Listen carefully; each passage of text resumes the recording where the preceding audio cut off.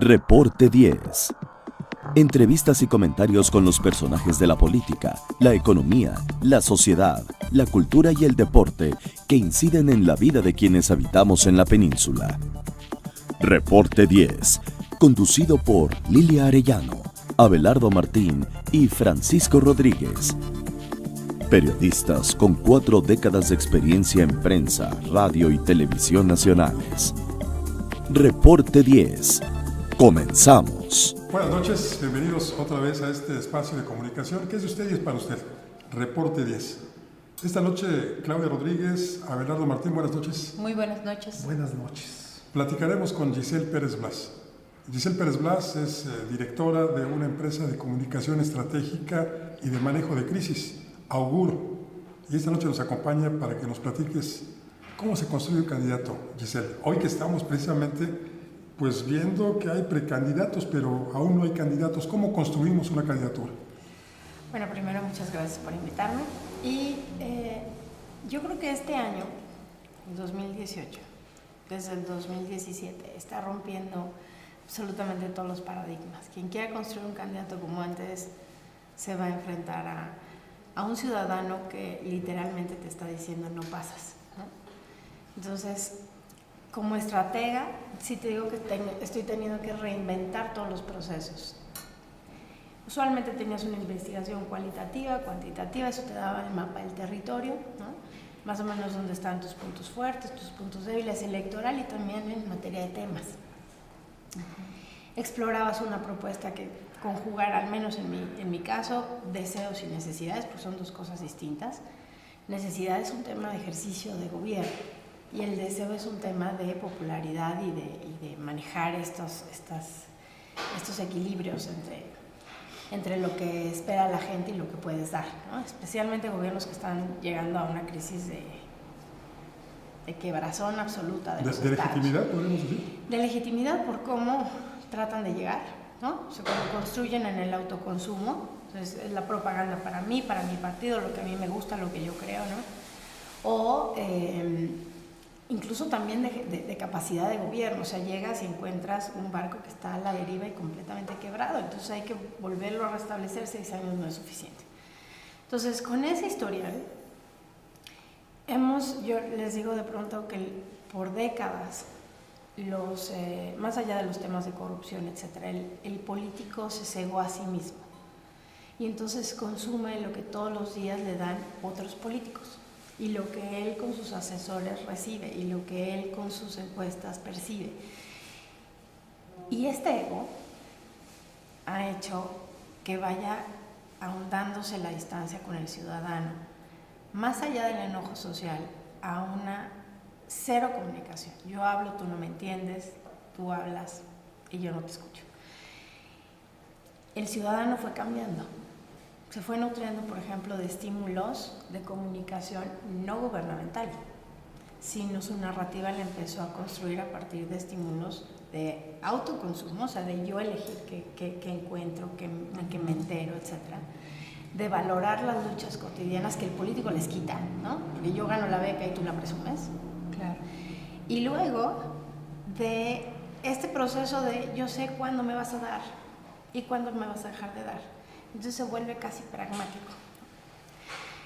Las estructuras partidistas buscan la invencibilidad electoral, no la credibilidad, y entonces ves que cada elección, en lugar de crecerte con un triunfo, te merma y te merma y te merma. Este año vimos 2 estructuras territoriales que eran casi legendarias colapsar y estar a punto de... Y aún así, sí, Estado de México y Coahuila, a punto de perderlas por una pésima visión de lo que iban a enfrentar dentro del ciudadano y también desde la evaluación de sus propios militantes, porque los militantes no son robots, son seres humanos. Así se construían antes las candidaturas, sí. Tomando como ingrediente principal el ego de quien era postulado. Claro, o sea, que la campaña fuera a mi gusto. 2, que conciliara con el partido, ¿no? En amarres cupulares.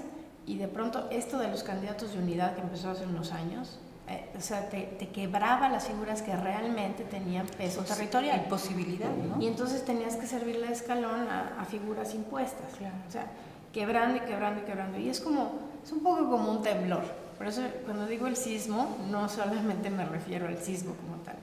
Es como un temblor que va tallando las capas. Al sismo. Ajá, va tallando las capas y de pronto viene una ruptura. Sin que lo veas, ¿no? Desde tu soberbia, ¿no? Y también eso nos pasa un poco en medios. O sea, desde la soberbia del altiplano no se ve este cambio que podemos ver cuando hago yo los recorridos territoriales. Lo vimos hace un año cuando el PRI estaba seguro de ganar 12 gubernaturas. Sí, claro. Y se lleva la sorpresa de que la medición que ellos tenían acá en el altiplano era totalmente distinto a lo que estaba ocurriendo verdaderamente en las entidades que finalmente acaban perdiendo. Sí, por ejemplo, yo tenía un candidato que hubo que hacer una ruptura, pero el presidente de su partido, antes de que hiciéramos esa ruptura, dijo, se van a cuadrar, ¿no? ¿De qué candidato nos hablas? La soberbia estamos hablando del sureste, Quintana Roo, por ejemplo. El candidato quitado. ¿Qué sucede? Cuando tú tienes peso moral sobre la población, por la construcción que haces, ya O sea, sea cuando tienes interpersonal credibilidad, cuando y peso moral. construiste credibilidad. Y peso moral. O sea, si yo soy perseguido y me golpea un sistema que también he golpeado al de al lado, entonces nos unificas. Hay algo en común. En ese Claro. abismo entre tú y yo que no hay nada en común, empiezas a meter como ladrillitos para volver a construir un puente, ¿no? Entonces, de pronto teníamos a los independientes. Sí, pero los independientes como empezaron, o alguien que se construya como Pedro, como Muto, es muy distinto a alguien que se construya con toda una parafernalia política Como alrededor. Margarita Zavala, digamos. Muy sencillo, sí, exacto. O como el Bronco. Hay muchos El Bronco, ejemplos. por ejemplo, tuvo un elemento de comunicación muy sólido, ¿no? Y además encajó Las perfecto en la redes herida sociales. social. No, el elemento de comunicación, las redes sociales son como el canal, es como la tubería, pero el agua del Bronco era la herida social de Nuevo León. La herida social de Nuevo León es, no quiero a alguien más otra vez emanado de este sistema, pero necesito a alguien con experiencia y al mismo tiempo quiero volver a ser el referente en el país, porque habían dejado ese referente. ¿Qué mejor manera de volver a ser referente que teniendo el primer gobernador independiente, ¿no? Es un poco lo que le pasó a Baja California cuando fueron los primeros en tener un gobernador panista, ¿no? Una transición. Todavía te dicen, todas las cualitativas ahí te dicen, nosotros hicimos la democracia en México, ¿no? De alternancia. Entonces, ahora se tienen que construir los candidatos así. Toman la herida social hiperregionalizada y les construyes un candidato, pero no a partir de fingir al candidato, o sea, no de inventar, no es marketing, o sea, no es poner playeras y logos y poner colores, no, sino encontrar qué elementos de ese candidato que le son intrínsecos se casan con la herida social de ese momento en particular de la región a la que necesitan gobernar. Y ejemplos prácticos. A ver, estamos viendo que en el PRI están construyendo todavía la candidatura de un externo, de José Antonio Meade.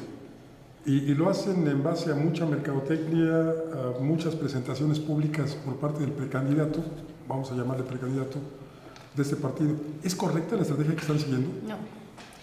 Mira, primero están otra vez mimetizando la comunicación. O sea, Meade, por ejemplo, tiene elementos de historia de vida que casarían muy bien con ciertas heridas sociales que tiene México, ¿no? O sea, la necesidad de alguien que sea pragmático, que no sea tan protagonista, que haya dado resultados en varios espacios, ¿no? Pero ¿qué sucede? El proceso en el que lo comunican es igual que el proceso en el que comunican al presidente. O sea, desde una institución, desde la poco genuino, ¿no? Comunican lo que creen y asumen desde su autoconsumo que deberían de comunicar. Si tú realmente les presentaras de una manera genuina, con una estrategia de comunicación realmente pensada como estrategia y no como acciones de marketing, al verdadero Meade, yo creo que tendrían un mucho mejor candidato y una mucho mejor plataforma. También la división del PRI está muy clara. No todo el PRI está tratando de catapultar a Meade. Hay otros que están queriendo tener a Nuño como continuidad de la gestión del presidente, y hay otros que, bueno, están buscando incluso con otros gobernadores o con secretarios como de la Madrid, Osorio Chong, o como, por ejemplo, Calzada. Pero todos ellos, si los mimetizas y les haces ese tipo de comunicación, si los quieres meter en el molde, los vas a aplastar. Lo que deberían de tratar de hacer es ver qué de ese personaje crea sinergia con lo que está viviendo el país. ¿López Obrador crea esa sinergia? No. Fíjate, López Obrador es populista, sí, excepto en una cosa: los populistas tienden a ser extraordinariamente carismáticos. Son gente que, aunque los detestes, de pronto te articulan este imaginario de esperanza, y Andrés Manuel no logra hacerlo. Lo que sí tiene es que tiene una extraordinaria detección del enojo social. Sabe qué herida te está tocando, ¿no? Y entonces detecta ese enojo y lo jala para crearlo y hacerlo su fuerza. A lo mejor hace un año, y lo vimos en el despunte de Morena, ese enojo que no tenía ningún otro elemento de autoestima, el enojo puro, sin autoestima, que crece cualquier candidato, que se oponga al sistema. O sea, con solo decir les voy a romper a los de enfrente, con eso tienes. Post-sismo, y con post-sismo me refiero a Trump, me refiero a la reacción de los mexicanos, me refiero a las campañas como por ejemplo la de Huevo San Juan, o la que hizo Corona, o la que hizo Indio, ¿no? O sea, que reestructuran la narrativa del mexicano a partir de heridas y les dicen, oye, vamos juntos. El evento del sismo, que de pronto te unificó lo que jamás pensé que se pudiera unificar, que es todo México se vio como México, o sea, las regiones empezaron a crear solidaridad entre ellas, mucho más allá de lo que te pueda generar tu inmediatez, porque el mexicano ya se había vuelto una especie de ya no hay patria, mi patria es mi familia, y mis sueños colectivos ya tampoco existen, son sueños personales y los tengo que conseguir yo, ¿no? Cuando mucho familiares. Cuando mucho familiares. Pero en realidad de pronto este sismo les dice a todos los demás, oye, no hay desprecio. O sea, desde Mérida hasta Yucatán, hasta Baja California, de pronto ahorita en los cualitativos te empezaron a salir y decir, no, primero mexicanos, después duranguenses. Primero mexicanos, después chiapanecos. Incluso Chiapas, ¿no? O sea, primero mexicanos, luego oaxaqueños. Esa, de entrada, te hace una complicación enorme para campañas. Todo lo que pasa en un estado va a permear en los otros. O sea, que el que meta la pata en Nuevo León, le repercute al PRI en Veracruz. Si mete la pata el PAN en ¿Y a Baja, quién beneficiaría este esquema? al mexicano, al ciudadano. Eso lo ves en todos los países. Políticos, a la luz del 18. En materia de partidos políticos, no. Lamentablemente el manejo de crisis de todos fue tan malo que nadie ganó. Hay unos que perdieron menos, Morena perdió un poco menos, pero porque tenía esta base de enojo colectivo, pero en realidad... Yo creo que el que más perdió fue el PRI, con todos los exabruptos de su dirigente, ¿no? Que se la pasó diciendo que iba a donar dinero de las prerrogativas, etcétera, y que los demás eran muy díscolos y muy enemigos de México porque no daban dinero a los partidos para la reconstrucción. Sí, yo creo que ese discurso lo perjudicó. Ese discurso, pero en realidad cuando tú cohesionas al ciudadano y empoderas al ciudadano, la clase política se mimetiza. O sea, nosotros todavía podemos tener diferenciación.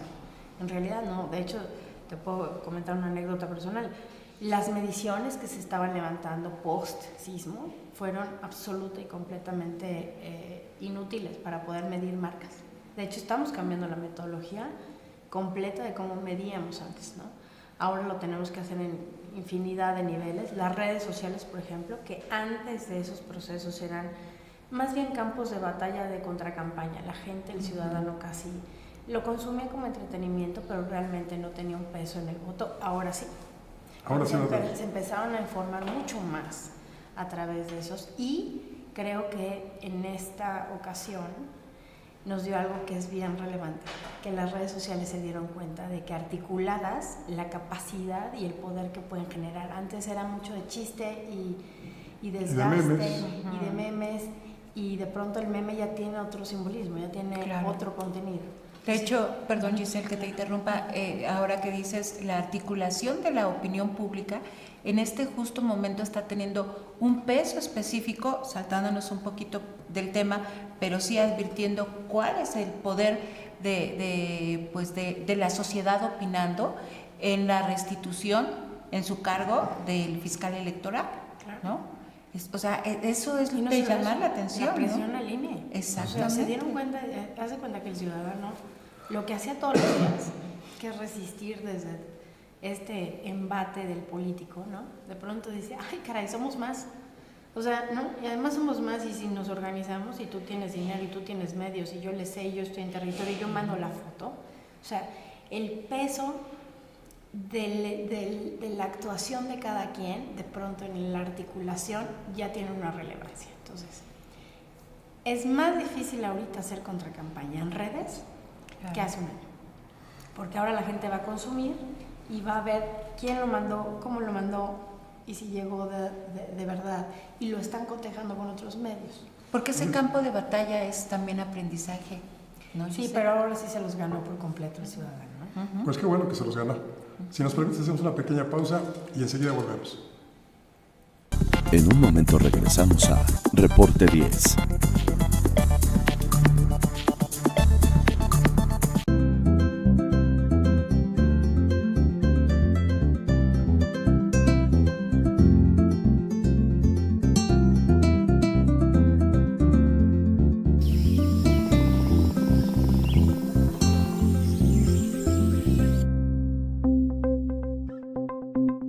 Quintana Roo vive. Las cosas que queremos, los proyectos que empiezan, las ilusiones concretadas, necesitan una asesoría legal y una base concreta. Notaría 64. Respaldamos tus actos legalmente.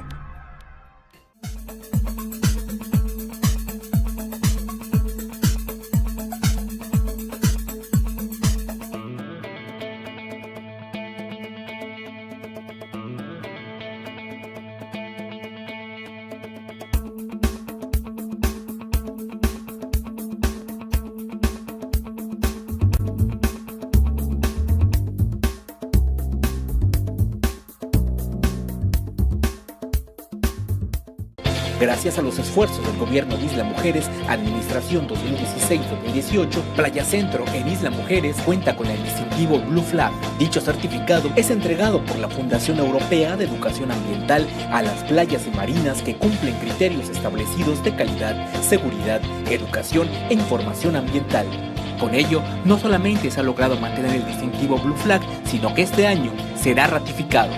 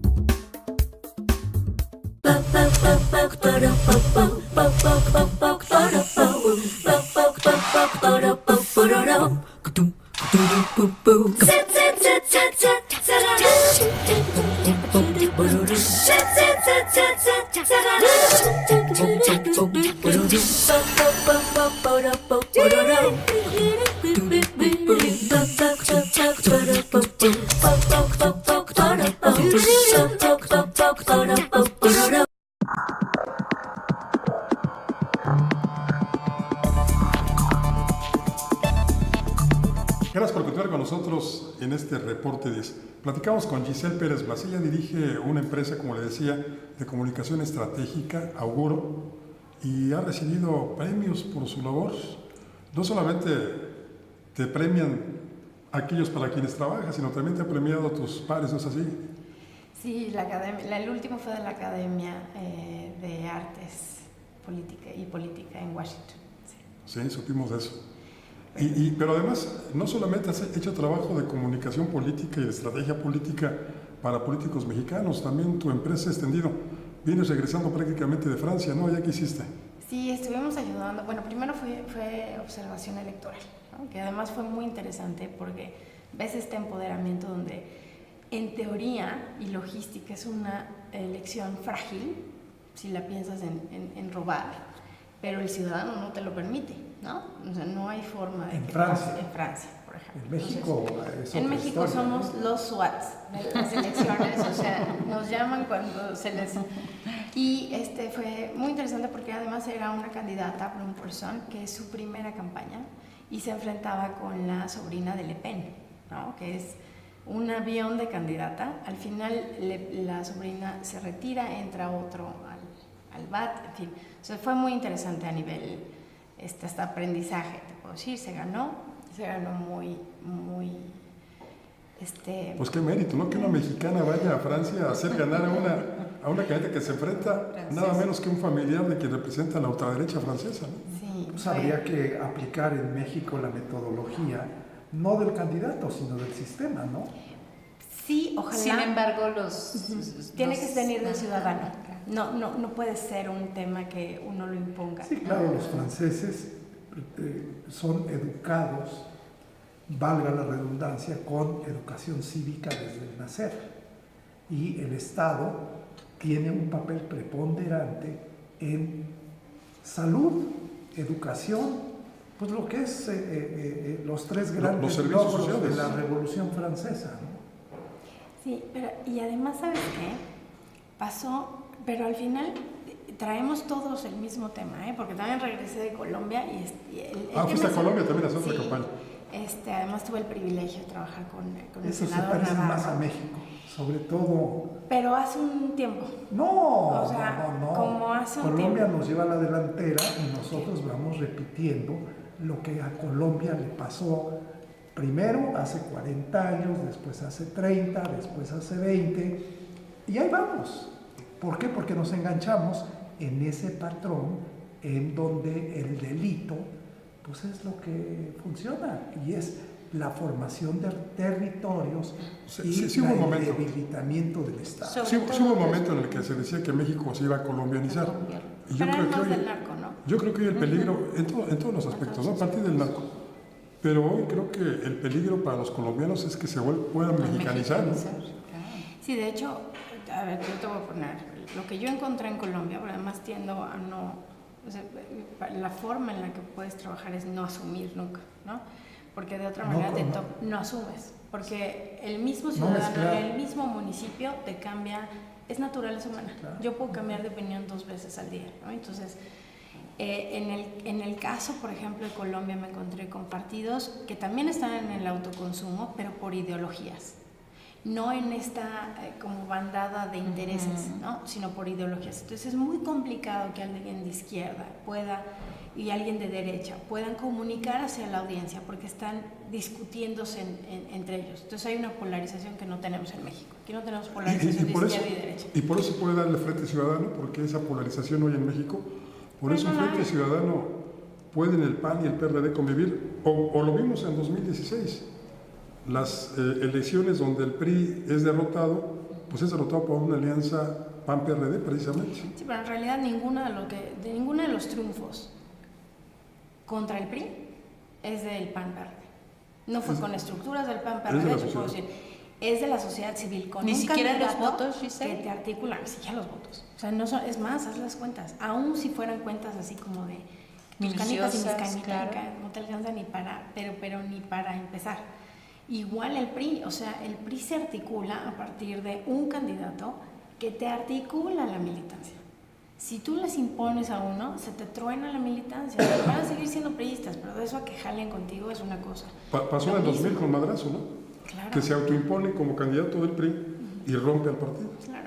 Ahorita los que vimos, por ejemplo, los grandes triunfos del 2016 son triunfos de personajes específicos en sus regiones que tenían una plataforma de alianzas.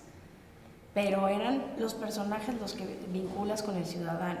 ¿Qué te quita la ruptura con un partido original o los frentes, etc., te quita marcas. El caso Yunes podría ser prototípico, ¿no? Él se monta sobre las heridas sociales en Veracruz, que son muchísimas. O Javier, o Carlos Joaquín, o Aispuro. O sea, ellos tenían su propio capital, ellos tenían su tema con la población, y los partidos lo que hacen es que te dan un andamiaje para que tengas spots, defensa electoral, etc. Recursos. Y estructura territorial. No, realmente es por ejemplo, la de Carlos Joaquín es propia, se llaman Porque, los por ejemplo, joaquinistas, y es estructura propia. territorial, el PRI la tuvo en el Estado de México, ¿no? Aunque fuera en 5 distritos Sí, y perdiera en el resto. pero el proceso electoral en el Estado de México fue basado en números teóricos. O sea, todas las elecciones previas de un candidato dejan heridas. Todas. Y cada persona del PRI tiene sus filias y sus fobias. Y si impones, a lo mejor es el mejor candidato, pero si impones, probablemente se te abra esa red. Entre más sólido sea el tejido de las estructuras, más sólido va a ser tu operación electoral. Ahora, no hay estructura, la que me digas en el mejor de sus tiempos, que si activas a la ciudadanía, le pueda ganar. No hay, porque las estructuras primero las tienes que mantener, y son un tema de costos, o sea, rumbo a la elección. Y pues eso lo vimos en la elección de Fox, ¿no? Segundo, Que los ciudadanos votaron contra el PRI y mucho menos en favor de Fox y muchísimo menos en favor del PAN. claro, pero además no solo eso, o sea, yo no puedo predecir tu voto. O sea, yo sé que los priistas me van a votar a las 12, los de cepa dura, ¿no? Y a las 12 los votos que ya no tenga, entonces ya se tienen que operar. Los panistas van a tener actividades, sobre todo si es domingo, de religiosas. Entonces, yo al ciudadano, al genérico, al que ya me gané, el que me dio el beneficio de la duda, no puedo saber si va a votar en la mañana o de pronto se van a caer después del cine de la tarde. Después del fútbol. O después del fútbol, etc. Entonces, tú activas a un ciudadano y ese ciudadano además se vuelve un vocero de peso moral, que nunca va a tener una estructura, porque tú sabes que yo soy PRI, ¿no? Y entonces todo lo que yo te diga cae como en un tema de duda. Pero si llega tu prima o tu tío y te dice, o tu mejor amigo, tu compadre, te dicen, este es el bueno, por esto y por esto y por esto, por esto. Es un multiplicador infinito, que además no puedes predecir, no puedes comprar, no. En la del 2016, te lo puedo decir, uno de los principales promotores del voto de Carlos Joaquín eran los niños menores de 13 años que no votan, pero eran los primeros que incluso denunciaban hasta por redes sociales a los mampaches. Este asunto de la FEPADE, ¿no? Denúncialo a la FEPADE. Sí, ¿no? pero además te pescaban en la idea perfecto, pero se tienen que articular una campaña que conecte con la sociedad. Claro, te deja sociedades infinitamente más exigentes. Unas campañas conectadas con la autoestima del ciudadano, cuyo territorio sea a partir de la gestión individual, de la construcción a partir de causas, etcétera, te deja un ciudadano de otro nivel. Te va a exigir el doble en gobierno, ¿no? Eso sí es clarísimo. Oye, Giselle, y prácticamente vamos a postular a Abelardo Martín como candidato a alcalde de Miguel Hidalgo. Órale. ¿Cómo construye su candidatura? Lo primero que le diría a él o a cualquier otro es, ¿Vive tu territorio. ¿Vives ahí? Y aunque vivas ahí, no lo conoces. O sea, de una vez, ¿no?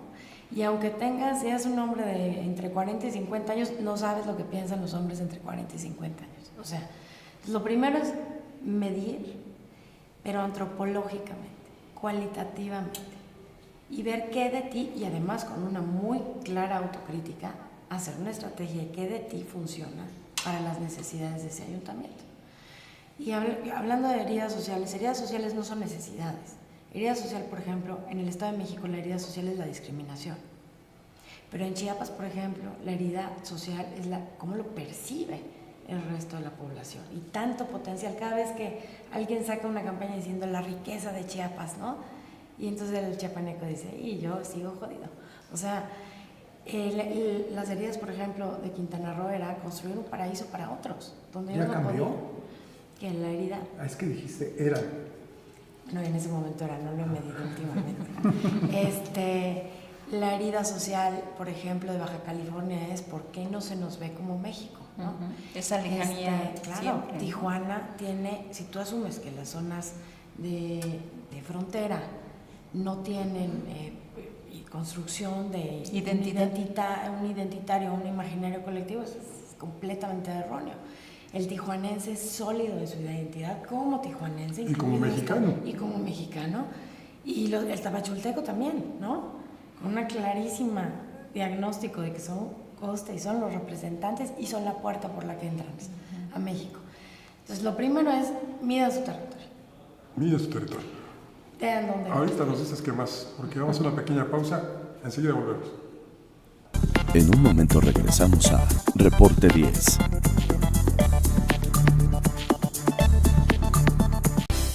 Más y mejores oportunidades para todas las familias isleñas con el Plan Municipal de Desarrollo, resultado del trabajo entre sociedad y gobierno. Con este instrumento rector, el Ayuntamiento de Isla Mujeres, Administración 2016-2018, se compromete con una Isla Mujeres con buen gobierno, firme, responsable y ordenado con el medio ambiente, con bienestar económico y con calidad de vida.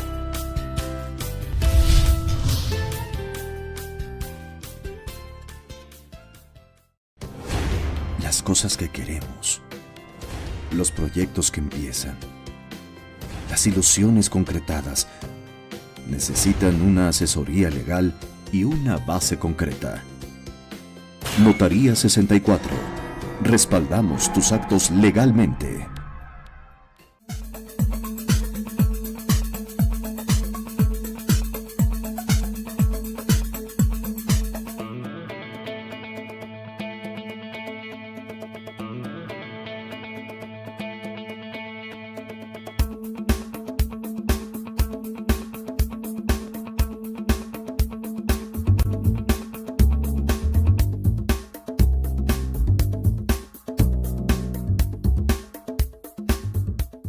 Gracias a los esfuerzos del gobierno de Isla Mujeres, Administración 2016-2018, Playa Centro en Isla Mujeres cuenta con el distintivo Blue Flag. Dicho certificado es entregado por la Fundación Europea de Educación Ambiental a las playas y marinas que cumplen criterios establecidos de calidad, seguridad, educación e información ambiental.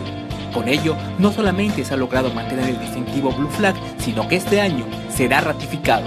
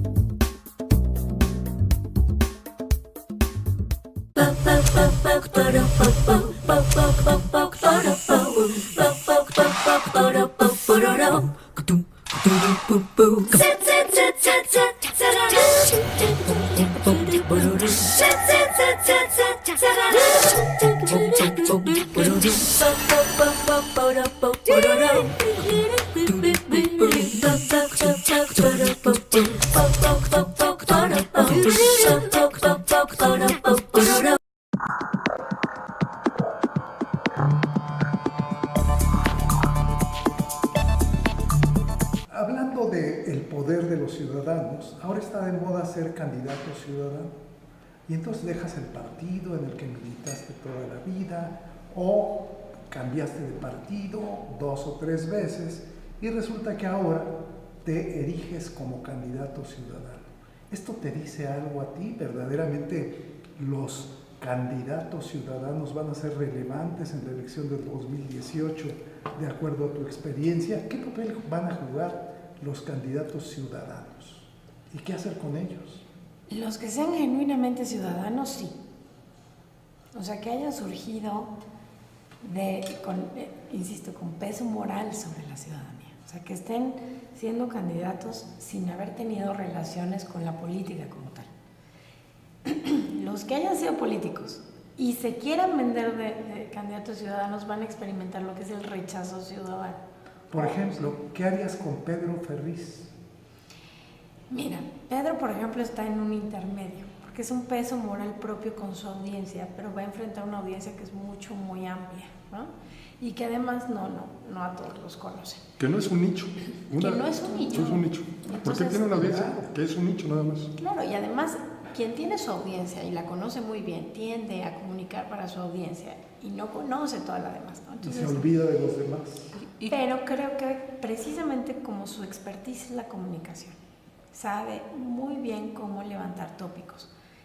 Yo a Ferriz lo veo como esta figura que tenemos de pronto en las campañas que se llama como un boxeador, y es el que golpea a todos, ¿no? El que sale y saca los temas que tú no puedes sacar porque además eres parte de un sistema político, etcétera. Saca los temas y le permite a otros crecer. Yo creo que él va a potenciar el crecimiento de unos sobre otros o el desgaste de unos sobre otros. O de las mismas candidaturas independientes, más allá de que en esta elección del 2018 se puedan consolidar, sobre todo en el tema de la presidencia, ¿no? Pero, insisto, por ejemplo, la de Kumamoto es exactamente lo que la gente va a buscar. Y no porque sea un chavito, sino porque es un chavito. Tú ves su Instagram, primero ya no es chavito, ¿no? Entonces, tú ves su Instagram y te narra su vida. O sea, es sus temas. Y así hizo su candidatura, ¿no? Regreso a que la palabra clave es genuino. Exacto. O sea, y la otra es, vamos a tener que cambiar el paradigma de las campañas. Antes era, te prometo y te cumplo. Pero puedes ser priista y ser genuino. Puedes tener un partido y ser genuino. Sí, puedes, claro. Sí, puedes dejar de obedecer a los intereses. No, es que esa es la diferencia. Alguien genuino no obedece. Es esa voz disidente. Pero si eres ungido en un caso o eres electo, ¿cómo te desligas de esos intereses? Te voy a poner un ejemplo. Hay un diputado, ¿no?, que tiene un peso moral enorme en Hidalgo, porque genuinamente es uno de los pocos diputados que está peleando los temas indigenistas, etc. Pero porque ese es su origen, o sea, de nacimiento, y no ha renunciado a su origen en toda su historia. Es lo mismo que pasó con el temblor. ¿Qué marcas fueran abrazadas por sus esfuerzos de ayuda? Aquellas que tenían un historial de haber trabajado bien. Los topos, por ejemplo. Claro, los topos, no, pero me refiero a marcas, por ejemplo, Huevos San Juan, ¿no? Versus a la de sanitarios, que te los trato de cobrar. O de pronto veías con Telmex el problema de, por cada peso tuyo doy, y en 2 segundos, por cada peso tuyo doy 5, ¿no? O sea, no adquirieron peso moral por la emergencia, aunque tuvieron las mismas acciones, porque tiene que ver con la historia, y el mexicano sí tiene memoria, y tiene memoria regional. Claro. Entonces, te puedo ver ahora como independiente, pero yo sé que no lo eres, porque estás dentro de esa casta y no has construido el puente. Sí, se quitaron el saco un día y al día siguiente ya dijeron, me pongo el otro saco de independiente, ¿no? Claro, es como si yo mañana digo, yo nunca he pertenecido en militancia de un partido político, pero me tocó dar unas conferencias en escuelas. Y es la primera vez que yo siento como si los hubiera traicionado. O sea, estaban ahí para oír la conferencia y de pronto la reacción a mi currículum era como de antagonista. Y la primera pregunta es, ¿por qué los ayudas a lastimarnos? Entonces cancelé esa presentación y dije, ok, hablemos de las realidades, ¿no? O sea, todas las preguntas, sin límite de tiempo, celulares guardados, y vamos a hablar tal cual. Entonces, no olvídense esto. ¿Y si sientes que los ayudas a lastimarnos o a robarnos? No, en ese momento, por ejemplo, sí me pegó a mí, o sea, nunca me habían contestado eso, porque ¿qué les vas a explicar? Que casi siempre... No te habías erigido como parte del sistema. Soy parte del sistema, pero además por eso lo puedo romper tan fácil, porque lo conozco en todas sus gamas. Pero cuando tú ves el currículum solo, o sea, cuando ves un listado de logros, pero no conoces todo lo que hubo después, o todo lo que hubo antes, o todo el trabajo social, etcétera, pues claro que piensas eso. Al final del día, al final de responder todas las preguntas, genuinamente, además de explicándoles las dificultades, los riesgos, lo complicado que es hacia adentro, ¿no? O sea, la visión era otra. Y incluso con autocrítica, ¿no? Entonces, uno después dijo, bueno, entonces tenemos que aprender de esto para saber cómo ganarles. Ese es el ciudadano nuevo, el que ya no agrede, sino que está tratando de obtener información para ver cómo te rompen. Ve las encuestas, por eso no pegan. No es porque los encuestadores se hayan vuelto absolutamente ignorantes de su tema, es porque el ciudadano miente o te rechaza la encuesta o ya no alcanzas a medir su verdadera intención de voto, o porque me quedo callado pero sé exactamente lo que no quiero, ¿no? Entonces esto es como el amor. O sea, hay gente que sí está enamorada de su candidato y que sí cree en su marca y que sí ha trabajado décadas por un país mejor desde plataformas políticas, pero también son los primeros en indignarse cuando empiezan a haber saqueadores. Ahí es donde te digo que un priista sí puede, con una autocrítica real, reinventarse. Pero eso rompe el paradigma, porque el candidato invariablemente, pues se supone que va a alabar la labor de su antecesor, el presidente de la República, en funciones. Tienen que romper paradigmas. Y tienen que romper eso. Sí. O sea, un candidato, digamos, será MID o sería MID, tiene que llegar a decir la política económica del señor Peña Nieto está equivocada. El IEPS que les estamos imponiendo, las gasolinas, en cuanto yo llegue a la presidencia lo voy a quitar porque los estamos robando. Y luego se tendría que quitar también el cordón umbilical del panismo. También. Y decir, y me equivoqué también desde el sexenio pasado, cuando también fui secretario de Hacienda. Y contribuí dando recursos para una guerra que ha matado a millones de mexicanos, a miles de mexicanos. Entre más compromiso es más difícil, ¿no? A ver, es que ser liderazgo no es fácil. Un liderazgo real no es fácil. O sea, construirte con un liderazgo real y crear capital político propio no es fácil. Implica que vas a tener en contra un sistema que le gusta el status quo. Pero además no solo estamos hablando de los políticos, estamos hablando de aquellos empresarios a los que les funcionan esos temas. Claro. A lo mejor él genuinamente cree en esos temas, tiene que salir a defenderlos, aunque los golpes te toquen, ¿no? O sea, yo ayer le decía a uno, a ver, es 1000 veces mejor tener la piel llena de cicatrices por valiente que limpia por cobardía, ¿no? Pero ese es el mexicano que tendría que ser el líder de los mexicanos. Déjame que te pregunte una cosa, tú que has estudiado la conducta del ciudadano, lo genuino de los candidatos. ¿Cómo percibe o cómo interpreta el ciudadano o el candidato genuino que roba en la elección? No, lo percibe como con una impotencia terrible, pero además te llama una desobediencia civil, ¿no? O sea, se vuelve mucho más agresivo en otros temas. Entonces, robar una elección, depende, si la robas bien o la robas mal. Si la robas mal, todo el mundo te cacha, obviamente, pues, ¿no? O sea, en México pues, ya ha habido muchos cachados, haya sido como haya sido. Pero, ¿sabes dónde les pega más?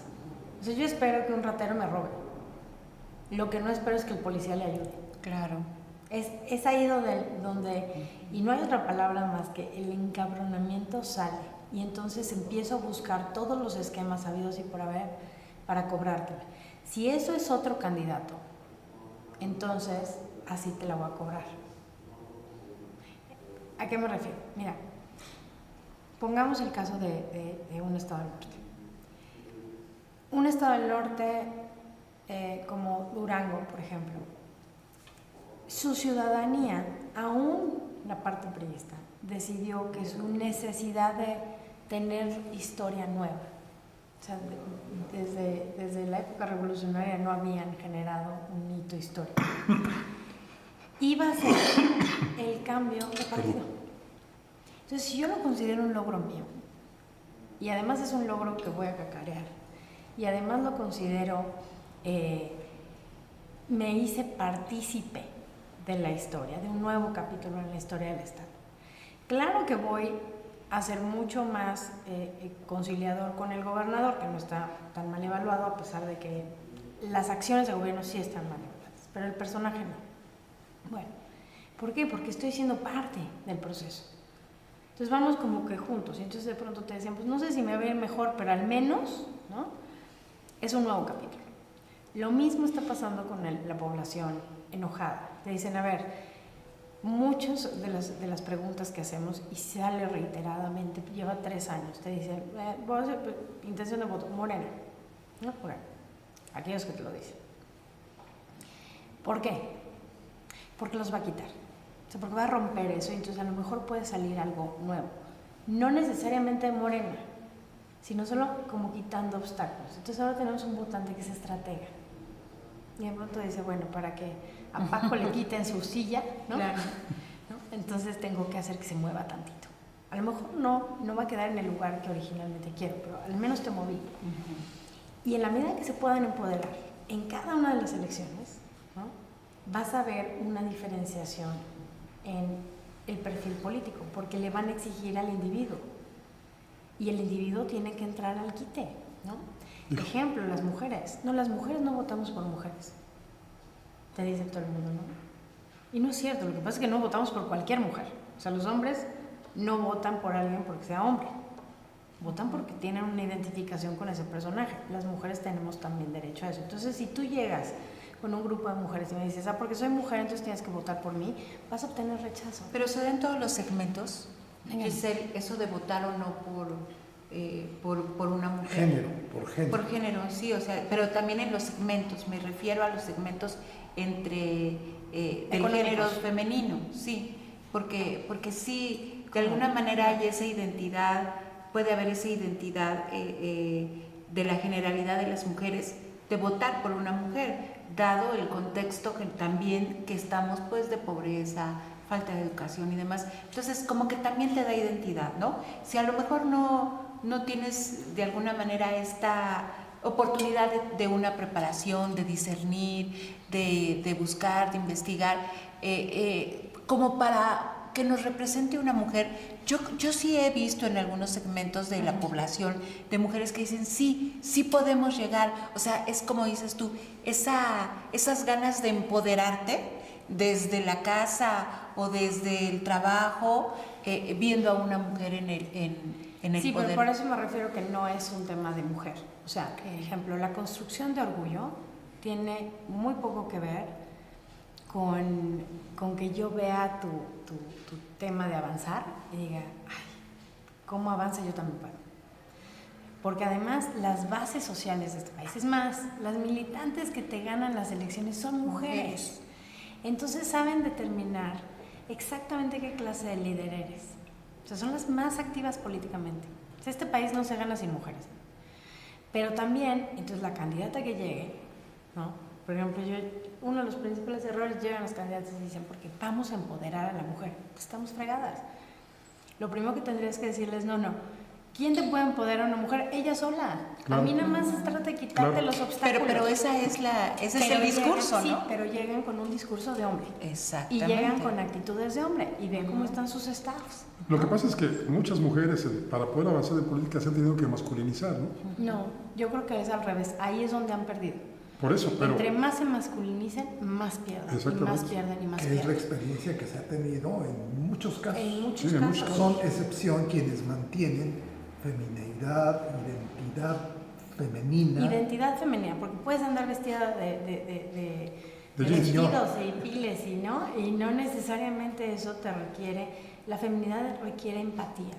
Y para tener empatía con la audiencia, entonces necesitas conectar con las heridas sociales, no asumir que ya las conoces. Pero entonces, por ejemplo, la candidata independiente Marichuy, que es indígena, sale de este movimiento que irrumpe en el 94, el ZLN, pues sí es autóctona, su vestimenta es de una indígena.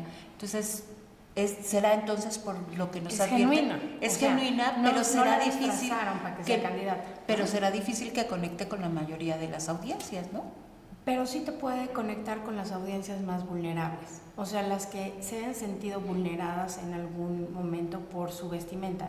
Y no se trata de temas típicos, O sea, a lo mejor yo me sentí vulnerada, todas las mujeres a las que les dicen, oye, es que te hubieras tapado un poco más para que no te faltara el respeto, se sienten vulneradas por su imagen personal. O todos los hombres, por ejemplo, que de pronto llegan con la vestimenta que se usa en Nesa y de Iztapalapa y automáticamente asumes que... O quienes usan sacos anaranjados. Claro, ¿no? Por ejemplo. Que usan sacos anaranjados y te dicen es que no eres un periodista serio. O sea, en fin, o sea, cualquiera que se haya sentido discriminado puede conectar con esa herida, mientras no la victimices. O sea, si yo llego y me vendo como he sido víctima del sistema machista, entonces ¿por qué te sacaría a ti de ese sistema? Híjole. Más bien le gané al sistema machista. Tanto que platicar y tan poco tiempo que se nos agota. Y luego que yo hablo. No, qué bueno que hablaste, porque aprendimos mucho. Yo en lo personal aprendí mucho. Muy útil, muy interesante. No, Mucho aprendí. gracias por Y ojalá venir. puedas acompañarnos pronto para, si no estás ocupada en alguna campaña, que espero que sí. Sí, son varias, espero que son sí. varias, pero también puedo Pues, venir a platicar de Que eso. nos platiques para analizar cómo van las campañas, ¿te parece? Sí, yo creo que va a ser un año excepcional. Lo será, seguramente. Giselle Pérez Blas, muchísimas gracias. Muchas gracias. Gracias, Claudia. Muchas gracias, Francisco Abelardo. Abelardo. Giselle, Gracias. mucho éxito. Gracias, Claudia. Gracias. Gracias, Abelardo. Y a usted muchísimas gracias por acompañarnos. Lo invito para que la próxima semana también nos sintonice a la misma hora en este mismo espacio. Soy Francisco Rodríguez, le agradezco su atención y como siempre le deseo buenas gracias y muchas noches. Ahora tiene usted a la mano más herramientas informativas para que emita su propia opinión.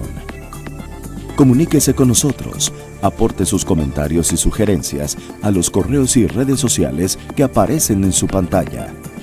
Mientras, le invitamos a sintonizar Reporte 10 la próxima semana, a la misma hora, por esta señal que siempre va contigo.